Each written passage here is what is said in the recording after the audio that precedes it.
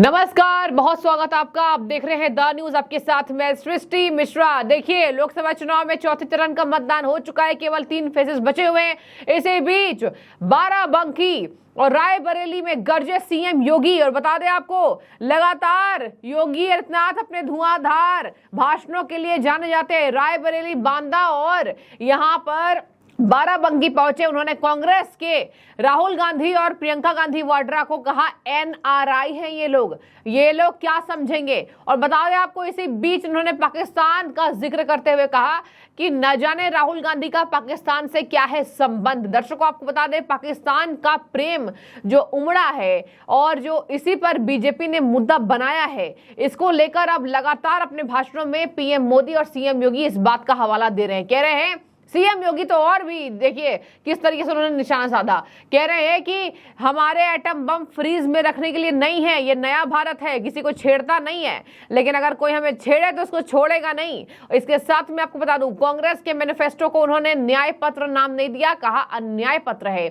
ये जो न्याय पत्र के नाम से कांग्रेस अपने मैनिफेस्टो को लेकर आई है, वो अन्याय पत्र है। आरक्षण के मुद्दे पर ये लोग क्या बात करेंगे, इसके साथ में आपको बता दूं, उन्होंने जमकर हमला बोला है। और देखिए क्या कह दिया, कहा कि ये लोग गाय को अगर काटेंगे तो 2-2 हाथ हो जाएगा। और इसी तरीके से ये लोग राम भक्तों पर लाठियां चलाने वाले लोग हैं। समाजवादी पार्टी पर जमकर बरसे सीएम योगी, रायबरेली, बांदा और यहां पर आपको बता दें लगातार बाराबंकी में कहा, लगातार देखिए जनसभा को संबोधित करते नजर आ रहे हैं। आज पीएम मोदी ने यहां पर नामांकन दाखिल कर दिया वाराणसी सीट से अपनी तीसरी बार के लिए, और कल भव्य रोड शो किया था जहां पर उनकी आरती उतारी गई थी। अब इसी बीच आपको बता दें, यहां पर उन्होंने कहा कि राहुल गांधी रायबरेली से वोट मांगते हैं, लेकिन पाकिस्तान से समर्थन मिल रहा है भैया। उन्होंने कहा राहुल गांधी की पाकिस्तान से क्या संबंध है। पुलवामा अटैक में जो नेता यहाँ का मजाक उड़ाता है और हमारे सैनिकों के शहादत को सही बताता है,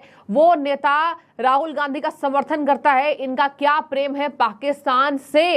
इसके साथ में आपको बता दूं, उन्होंने कहा कांग्रेस को मैं चेतावनी देता हूं, गाय हमारी माता है, इसको काटोगे तो 2-2 हाथ हो जाएंगे। इसके साथ उन्होंने कहा कश्मीर आज हमारे पास शामिल होना चाह रहा है, पाक अधिकृत कश्मीर। और ये लोग अभी बात करते हैं, प्रभु श्री राम भी चाहते हैं कि उनका परम भक्त एक बार फिर से देश की सत्ता संभाले। आज मोदी लहर नहीं है, आज मोदी की सुनामी है। कहा उन्होंने कि एक बार फिर से प्रभु रामलला को हम देखिए टेंट से उठा करके शानदार उनके मंदिर में स्थापित कराए हैं। ये बहुजन समाजवादी पार्टी के लोग राम मंदिर का विरोध क्यों कर रहे हैं? और बहनों और भाइयों, इसीलिए मैं कहना चाहता हूं आपसे, इन लोगों की नियत देश के प्रति अच्छी नहीं है। कांग्रेस का मैनिफेस्टो, इंडी गठबंधन का मैनिफेस्टो इस बात की गवाही दे रहा है। आज कांग्रेस क्या कहती है? कांग्रेस और सपा का गठबंधन आज कहता है कि अगर सत्ता में आए तो अनुसूचित जाति, जनजाति और पिछड़ी जाति के आरक्षण को बांट करके मुसलमानों को दे देंगे। क्या आप इसको स्वीकार करेंगे?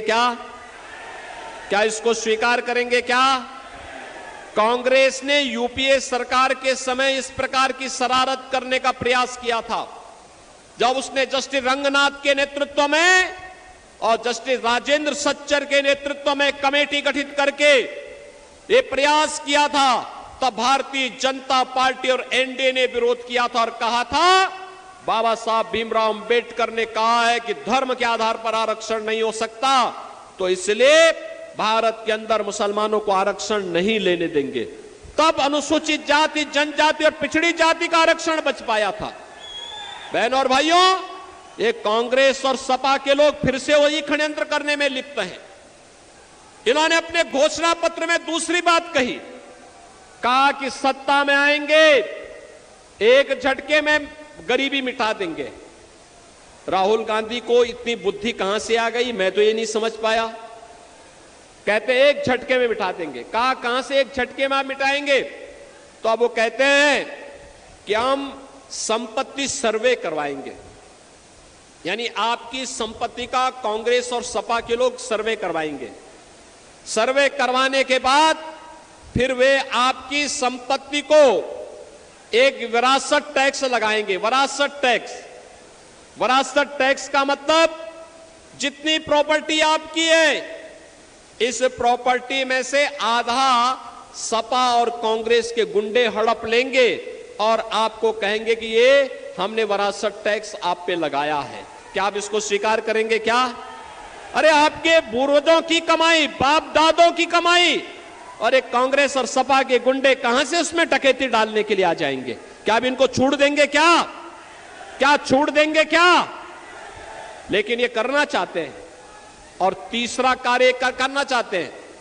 कांग्रेस ने अपने मैनिफेस्टो में एक बात कही है। उसने क्या कहा है?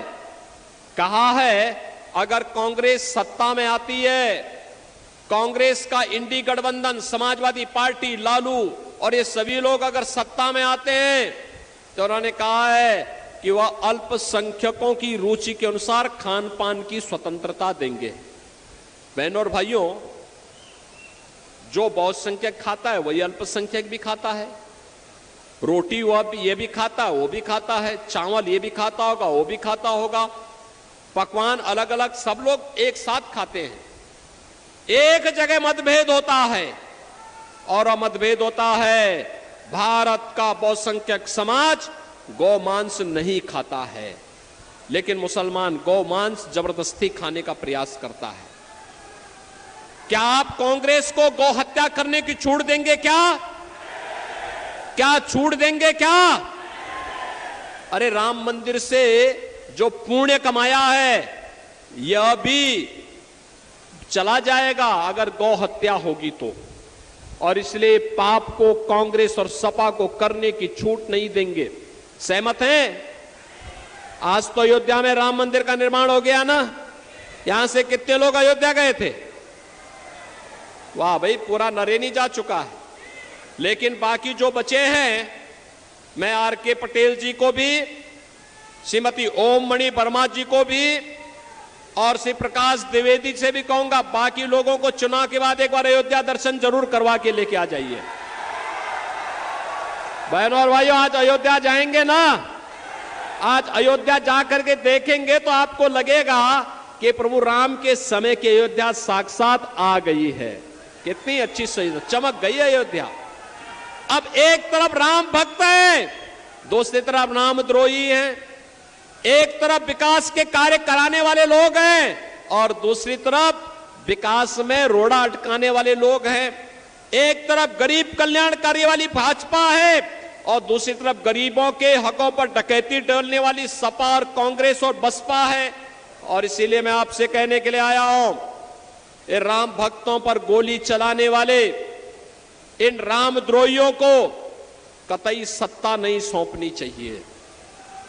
आतंकवादियों के पैरोकार समाजवादी पार्टी और कांग्रेस को कतई समर्थन नहीं दिया जाना चाहिए। आपको आने वाली पीढ़ी के सामने कहने का एक आज के दिन पर आपके पास अधिकार है। आप वर्तमान और भावी पीढ़ी को कह सकते हैं कि देखिए, हमारी पीढ़ी सौभाग्यशाली है, हमने रामलला को अयोध्या में 500 वर्षों के बाद विराजमान होते हुए देखा है। इस पीढ़ी को इस लोक में और पूर्वजों को परलोक में जाकर के हम कह सकते हैं कि देखिए, आपकी जो आस थी, आपका जो संकल्प था, उसकी प्रतिपूर्ति हमने कर दिया है।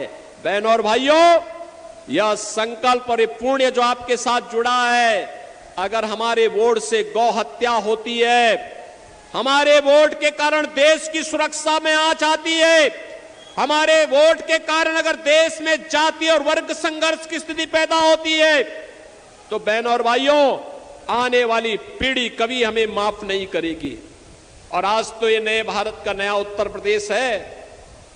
पहले क्षेत्र कितना त्रस्त रहता था, माफिया अलग थे, डकैत अलग थे। आज तो बहनों और भाइयों, आप देख सकते हैं, अयोध्या में रामलला विराजमान हुए, हर घर में राम नाम का संकीर्तन है और बड़े बड़े माफियाओं का राम नाम सत्य है की यात्रा भी निकल रही है। निकल रही है ना? निकल रही है ना? तो यही होना चाहिए ना। आप सरकार के कार्य से संतुष्ट हैं? तो बहनों और भाइयों, मैं आपसे अपील करूंगा, विकास की जो गति आज बुलेट ट्रेन की स्पीड से बुंदेलखंड में आगे बढ़ रही है, बांदा और चित्रकूट के अंदर बह रही है, उसे आगे बढ़ाने के लिए CRKS पटेल फिर से सांसद आवश्यक हैं। सहमत हैं? सहमत हैं?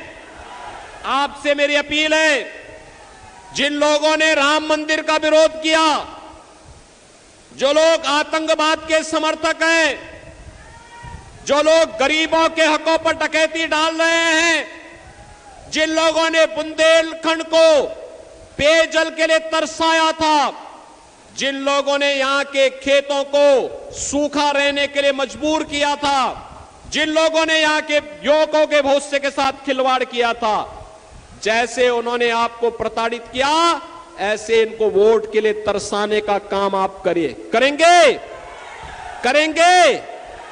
और इसके लिए मैं आया हूं, एक कमल खिलाइए, बुंदेलखंड को विकास और समृद्धि की एक नई ऊंचाई तक पहुंचाइए।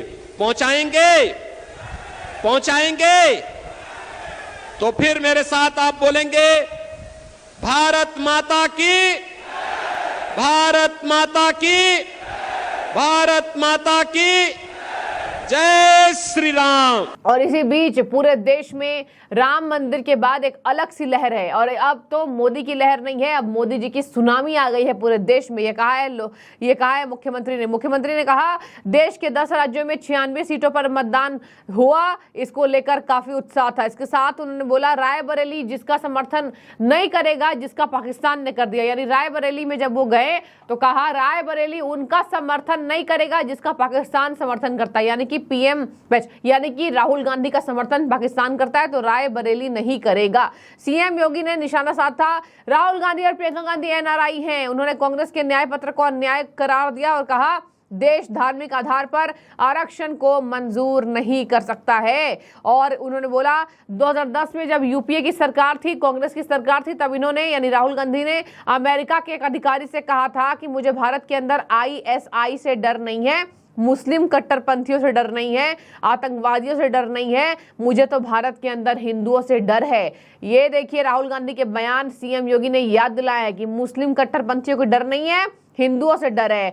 यानी हिंदुओं को बदनाम करता है ये व्यक्ति राहुल गांधी, और फिर आप ही से वोट मांगता है। तो देखिए राहुल गांधी पर जमकर प्रहार करते नजर आए हैं उत्तर प्रदेश के बाबा बुलडोजर योगी आदित्यनाथ। विरासत टैक्स को भी लेकर उन्होंने सवाल उठाया और कहा कि उन्होंने आरक्षण के मुद्दे पर भी टिप्पणी की और कहा देश धार्मिक आधार पर आरक्षण को मंजूर नहीं कर सकता है। देखिए मुसलमानों को अलग से आरक्षण देने की बात भी हमेशा से कांग्रेस करती आ रही है, और हमने कर्नाटक में देखा भी। इसी बीच पीएम मोदी और सीएम योगी आदित्यनाथ इसी बात को उठाते रहते हैं और कहते हैं कि ये लोग जो अलग से आरक्षण दे रहे हैं, ये ओबीसी समुदाय के, ओबीसी कैटेगरी के लोगों का हक छीन रहे हैं, और ये भाजपा पर हमला बोलते हैं। भाजपा कभी संविधान को नहीं बदलेगी, हमारे बहुमत का प्रयोग देश को बनाने के लिए होगा, ना कि संविधान से छेड़छाड़ करने के लिए। उन्होंने बोला हर क्षेत्र में बदलाव आया है और अब भारत विकास के रास्ते पर है, तो इस बार भी आप लोग भर भर कर पीएम मोदी को वोट दीजिए। और इस बार मोदी जी की लहर नहीं है, मोदी जी की सुनामी आ गई है।